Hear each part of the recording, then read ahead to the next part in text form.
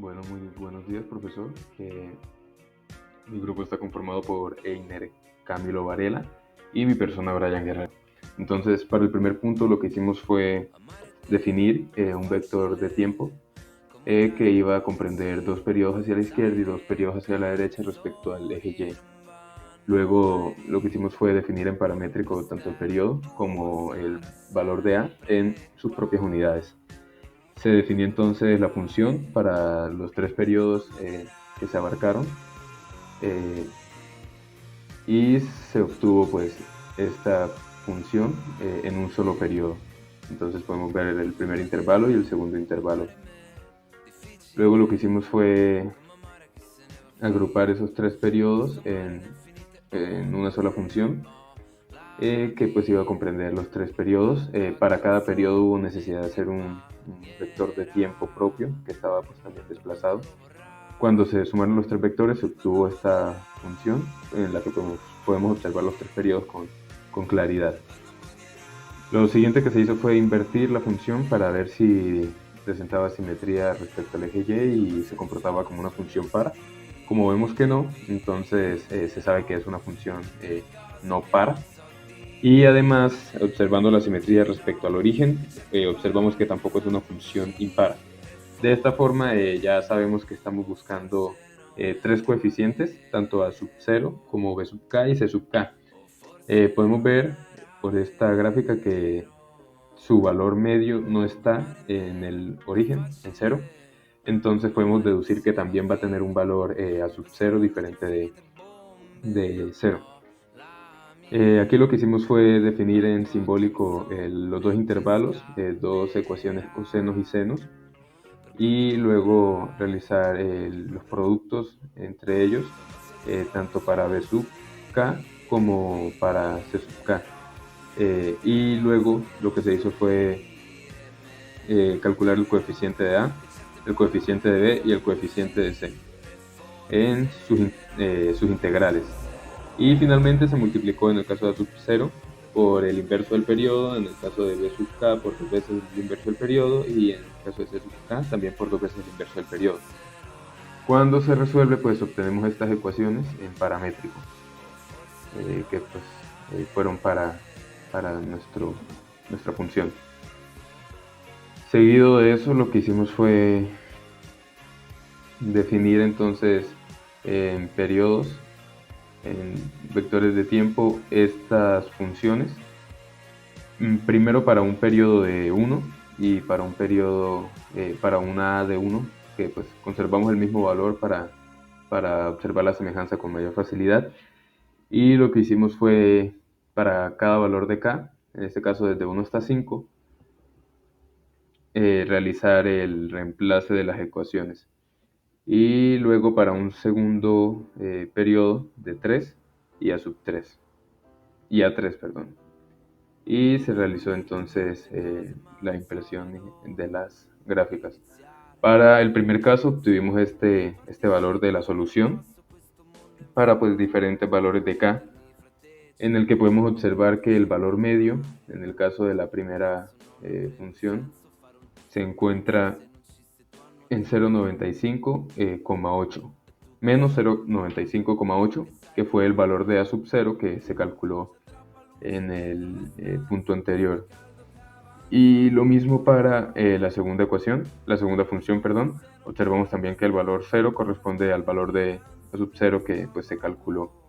De esta forma pues vemos que se llevó la resolución del ejercicio hasta este tercer punto. Bien, para lo siguiente pues la verdad no encontramos la forma de resolverlo, no, pues el tiempo tampoco nos dio y nos costó un poco concretar los siguientes puntos, entonces esto es lo que presentamos hasta el momento. Y pues ya viene mi compañero Camilo con el segundo punto. Entonces, muchísimas gracias. Bueno, yo voy a explicar el punto 2 del parcial. Lastimosamente tuve un error por parte de mi computador que hizo que se eliminara el archivo MATLAB, pero por fortuna tuve pantallazos y guardé una parte en PDF. Entonces lo explicaré de este modo. Lo primero que hicimos fue graficar la señal discreta. Luego encontramos sus armónicos, bueno, el armónico, la parte donde más se repite, perdón, y nos dimos cuenta que es esta la señal que se repite. Anotamos los que son 10 armónicos y hallamos su frecuencia. Luego lo que hicimos fue, por medio de la fórmula del método 1, hallar los valores de ASUK en términos de K para los 3 periodos que nos pidió el señor profesor. Estos son nuestros 3 periodos, estos son los valores de ASUK en los 3 periodos que escogimos. Luego lo que hicimos fue multiplicar esos ASUK que hallamos por la transpuesta de la señal y nos da esto para los 3 periodos igualmente. Luego definimos nuestro variable K y reemplazamos pues en los datos que ya hallamos anteriormente, y serían estos.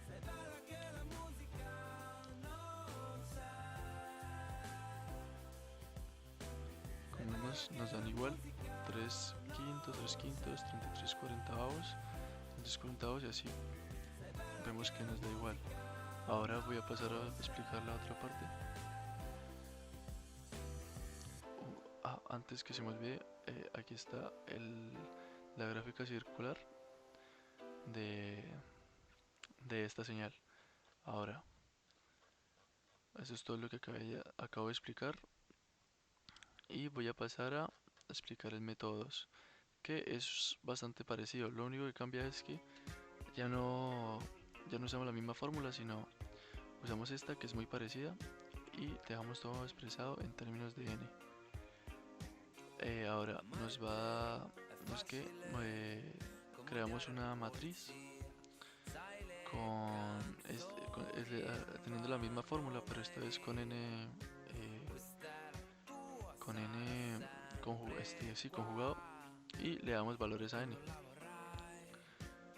Luego, para poder multiplicar la matriz con la señal que tenemos que conjugar nuestra señal, y listo.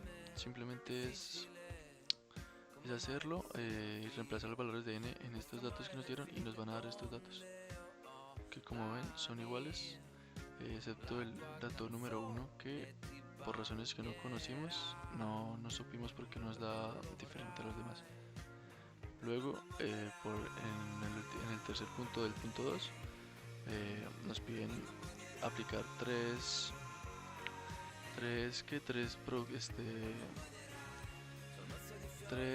propiedades para las señales discretas.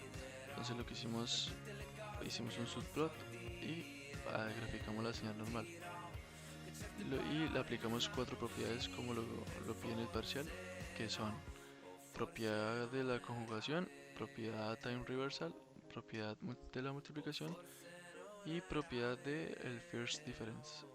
Ahora voy a explicar un poco lo que consiste cada una de estas propiedades. El de la conjugación, pues es básicamente conjugar la señal. El time reversal es desplazar la señal 1 a la derecha o desplazarla a la derecha. La propiedad de la multiplicación es tener otra señal y multiplicarla por la señal que ya tenemos.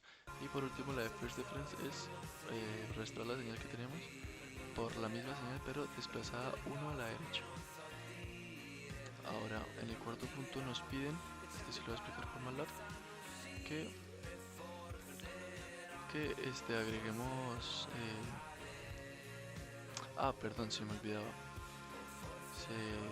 La diferencia de continua son los valores, los datos, porque en continua no es posible poder tomar todos los datos, calcular todos los datos, y también en discreta no se pierden muchos datos, entonces es un poco también difícil verlos. Ahora vamos a pasar al cuarto punto, que es por tanto de la secuencia originalmente, pues incluir los valores -4 y 0 en las posiciones 7 y 8 y hacer lo mismo que hicimos anteriormente. Pues lo hicimos, Lo hicimos por el método 2. Hicimos la exponencial, le pusimos valores a n. eh, Luego conjugamos la señal que ya tenemos y la multiplicamos por la matriz que definimos aquí con la fórmula, pero con n conjugado. Luego con un for, lo que hicimos fue graficar su parte real e imaginaria para poder, para poder verla. Voy a ver si puedo agrandarla un segundo. Hoy la tengo abierta. Bueno, no se me deja abrir, no sé por qué, pero la tengo aquí en pantallazo. Esta es la parte real y esta es la parte imaginaria. Y nos damos cuenta que la gráfica, con agregarle estos dos valores, se nos expande un poco y también se nos, eh, se nos desplaza un poco a la derecha. Y eso sería todo el punto 2.